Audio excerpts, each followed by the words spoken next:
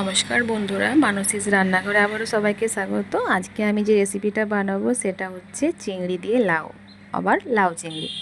তো আমি এখানে অনেকদিন ধরে ভাবছিলাম বানাবো, তো তাই আজকে আমি ভাবলাম বানাবো যখন তখন আপনাদের কাছে শেয়ার না করলে হয়। তো আমি এখানে লাউ নিয়েছি, চিংড়ি মাছ নিয়েছি, লাউ আলুটাকে খুব ভালো করে কেটে নিয়ে পরে ধুয়ে রেখেছি, লাউটাকে জল ঝরতে দিয়েছি। এরপর আমি চিংড়ি মাছগুলো ধুয়ে রেখে নুন হলুদ মাখিয়ে রেখেছিলাম। আপনারা চাইলে কুচো চিংড়িও নিতে পারেন, আমি এরকম চিংড়ি নিয়েছি, এরকমও চিংড়ি নিতে পারেন। এরপর কড়াই চাপিয়ে দিয়ে ভালো করে তেল গরম করে নিয়ে চিংড়ি মাছগুলো ভেজে নেব।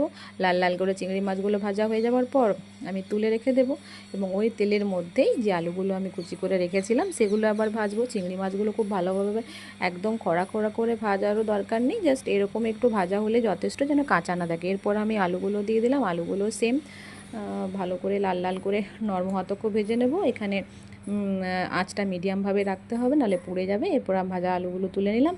এরপর ওই তেলের মধ্যেই একটা তেজপাতা আর গরম মশলা ফোড়ন দিয়ে 1 মিনিটের মতো নেড়ে নেব, যাতে ফ্লেভারটা চলে আসে গরম মশলার। এবং ওর মধ্যে যে আমি একটা পেস্ট বানিয়ে রেখেছিলাম জিরে আদা শুকনো লঙ্কা, সেটা আমি দিয়ে দিলাম। ওটাও ভালো করে নেড়ে দেবো, হালকা ফ্রাই করে নেব। এরপর একটু মতন জল দিয়ে দিলাম, তারপর হলুদ দিলাম, নুন দিয়েছি, একটু চিনি দিয়েছি, লঙ্কা গুঁড়ো দিয়েছি। এর মধ্যে আমি জিরে গুঁড়ো অ্যাড করবো না, যেহেতু আমি জিরে বেটেছি। তারপর আমি লাউগুলো, ওটা মশলাটা ভালো করে নাড়ার পর লাউগুলো দিয়ে দিলাম। লাউগুলো ভালো করে মশলাগুলোর সঙ্গে কষিয়ে নিয়ে ওটাকে আমি ঢাকা করে দিয়ে এরপর সেদ্ধ হতে থাকবো। মাঝে মাঝে ঢাকা খুলে দেখবো সেদ্ধ হয়েছে কিনা। আমার লাউটা যখন অলমোস্ট হয়ে যাবে তখন আমি আলুগুলো দিয়ে দেবো। আলুগুলো দিয়ে আবার ভালো করে নাড়াচাড়া করে নেবো, আবার ঢাকা দিয়ে ওটাকে সিদ্ধ হতে দেবো।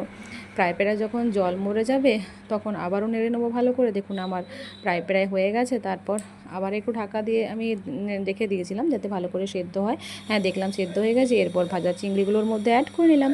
আমার চ্যানেলের এই রেসিপিগুলো ভালো লাগলে অবশ্যই লাইক কমেন্ট শেয়ার করবেন এবং ফলো দিয়ে পাশে থাকবেন। আর জানাতে ভুলবেন না আমার এই রেসিপিগুলো কেমন হচ্ছে। তো এরপর আমার অলমোস্ট আমার লাউ রান্না হয়ে গেছে, এবং এর সাথে আমি 1 চামচ গরম মশলা দিয়ে নামিয়ে দেবো। আপনারা চাইলে এখানে ধনেপাতা কুচি কাঁচা লঙ্কা কুচি দিতে পারেন। দেখুন আমার রেসিপি রেডি হয়ে গেছে। এরপর গরম ভাতের সঙ্গে আরামসে আপনারা খেতে পারবেন। আমার ভিডিওটি সম্পূর্ণ দেখার জন্য অসংখ্য ধন্যবাদ আপনাদেরকে।